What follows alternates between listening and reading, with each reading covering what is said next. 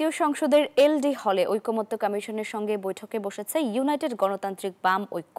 সেখানে রয়েছেন সহকর্মী সুকন্যা। আমি সবশেষ খবর জানবো তার কাছ থেকে। সুকন্যা, বৈঠক কখন শুরু হয়েছে আর কি তথ্য রয়েছে বিস্তারিত আপনার কাছে জানাবেন আমাদের।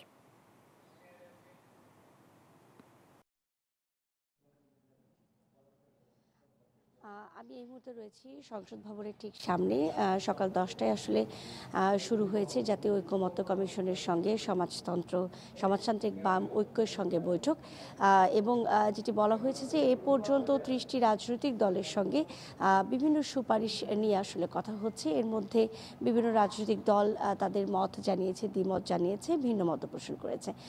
সেই সুবাদে কিন্তু সেই ধারাবাহিকতায় আজকে সমাজতান্ত্রিক বাম জোটের সঙ্গে আসলে বসেছে, এবং যেটি বলা হচ্ছে যে সহসভাপতি যিনি ছিলেন আলী রিয়াজ ঐকমত্য কমিশনের পক্ষ থেকে, তিনি যেটি বলেছেন যে গেল 53 বছরে আসলে গণতান্ত্রিক সংগ্রামের মধ্য দিয়ে যে গণতান্ত্রিক রাষ্ট্র প্রতিষ্ঠা হওয়ার কথা ছিল সেটি আসলে হয়নি এবং বারবার আসলে ব্যর্থ হয়েছে, যার চেষ্টার আসলে একদম চূড়ান্ত রূপ নিয়েছে জুলাইয়ের 24 অর্থাৎ গণঅভ্যুত্থান।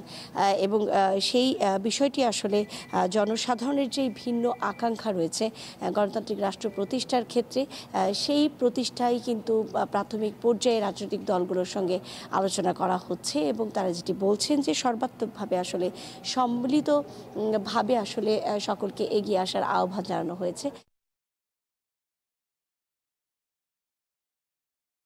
সুকন্যা, ধন্যবাদ আপনাকে। বান্ডেল থাকলে প্রতি সেনমানিতে টাকা বাঁচবে। বিকাশ সেনমানি বান্ডেল কিনে জিতুন প্রতি লেনদেন।